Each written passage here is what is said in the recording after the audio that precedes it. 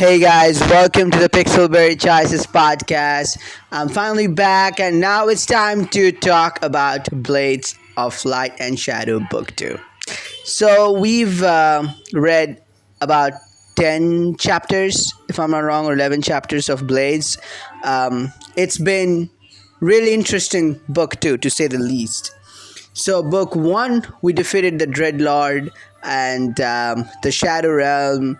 Danger was conquered, but then when we came back, we opened a portal or something, or by defeating the Dreadlord, we did something with the balance in the Shadow Realm, and that gave rise to another enemy. And we didn't know who the enemy was. But from chapter one, we're seeing there is this queen, evil queen, who is after evil princess, sorry, who is after us, and her name is Valix. So we get captured at the very beginning of this book, and then we were taken back. We were like, our blood was taken by her for some reason, and that is to open portals so she can come with her army to the Light Realm to conquer it. And then we escape that place, and we also see that we have this psychic powers now, and we are Realm Walker after we defeated the Dreadlord, conquered Shadow Realm, kind of, not really conquering, but you know, we came to the Shadow Realm. We developed this ability, and we can, uh, in our mind, connect to this Watcher guy, and who guided us to escape from Valix's place. So, but when we come back from there, we learn that we actually spent 1 year. It's been 1 year in the light realm in the earth, while in the shadow realm, it didn't feel that much to us. So our blood was taken by Valix, but we escaped. So Valix is again after us because Valix wants to get every single drop of blood from our body to the last drop. She wants to get all the blood so she can open portals, send army to Light Realm. And then we can read the lores as usual, like book one. So the information you will get is that first of all, we are the Realm Walker, and the Watcher was a realm walker. So and not a lot of realm walker around here, they usually stay hidden. And so the Watcher has lost his ability, so he needs someone, and that someone is us.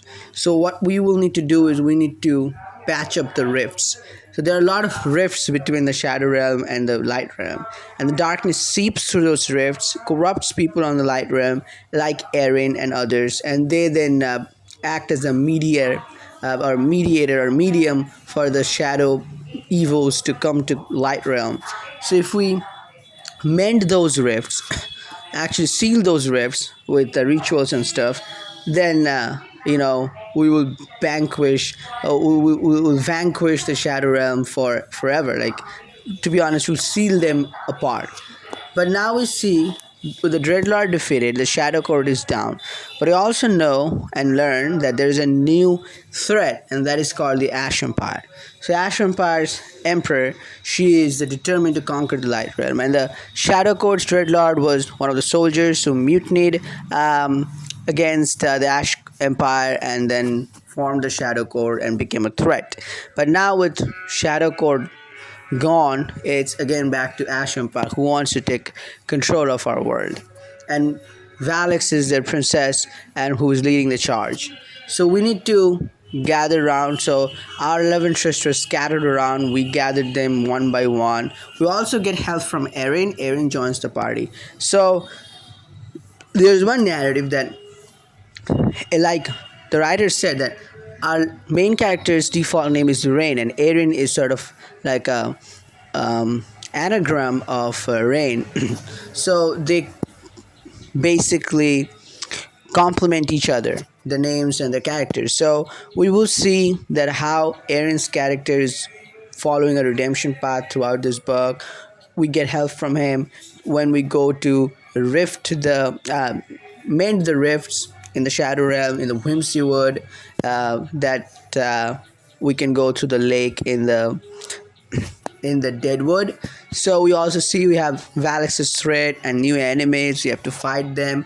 We make new friends, for instance, goblins and some other creatures. We see a mermaid again, And in the latest chapter, we have to seal another rift, which is in the Zaladun city, which is the city of dwarves who are corrupted.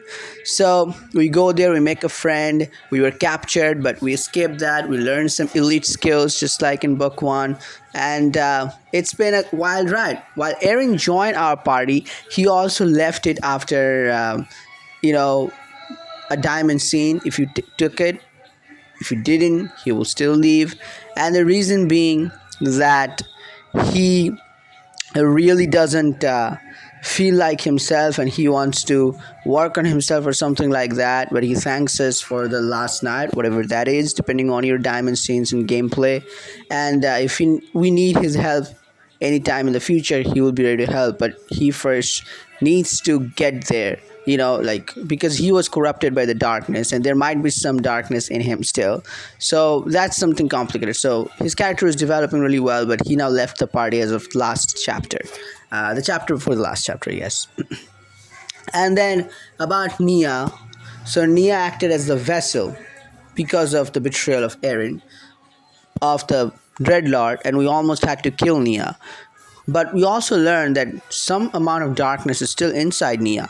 And specifically when she goes to the Shadow Realm, the darkness comes out. Nia still has a good hold on herself, on the darkness part, but she has insisted us to not tell any of the other party members about it. So only we and Nia know about it. So how much of a big problem that's going to pose, we don't know.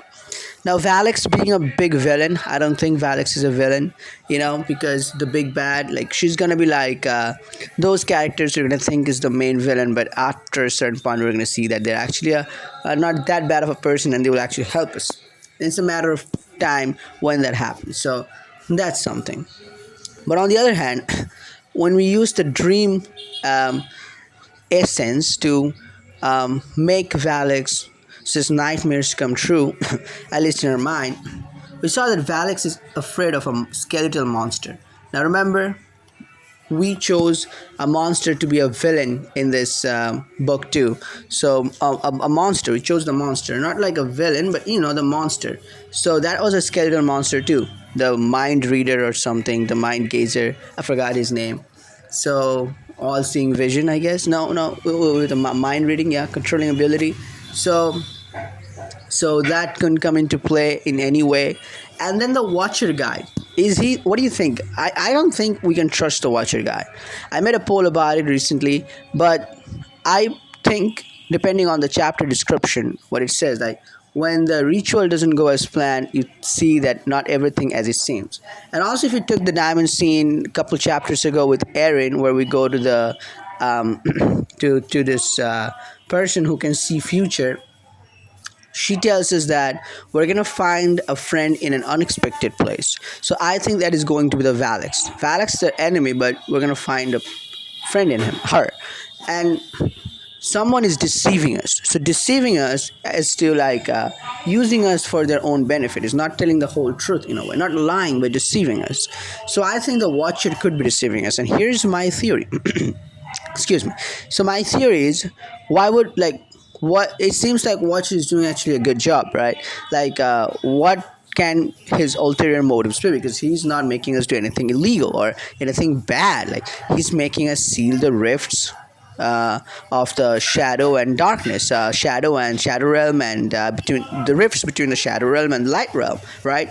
So basically, so the shadow cannot seep into the light realm, but also my theory is, if you guys remember from the lores, that or what the Watcher said, that the Watcher was once really strong, but now his power is almost lost. So that's why he needs us. So what if, because of these rifts between the shadow realm and the light realm, his energy has become less. He has lost his energy. And if these rifts are sealed, because Watcher is someone, I think he's one kind of a realm walker, but he's also someone who's like resides in between both realms. So maybe because of the balance has been disturbed by all these rifts, his energy has become less. He has lost his energy. If these rifts are sealed, then he might gain his energy, and then he will be like, okay, I'm the smile, I'm the real villain, like Marlin from Geneva or all the other villains we thought were actually a good guy but turned out to be a villain. It can totally be possible. But do I think he's gonna be the main villain? Like, like Solern, like someone, I don't know what the deal with that. But I think he's deceiving us in some ways. What do you guys think? And also another part that I need to think of is that if Valix is not a bad person, like she's actually going to be a love interest or a hookup or a fling, whatever, if she's gonna join our side, then what will make her do it? Because if Ash Empire is the real threat, Ash Empire's Empress, which is Valix's mom, let's say, who is going to lead, who is leading a crusade against the Light Realm, so why would Valix turn against her mom? That would take something big, right?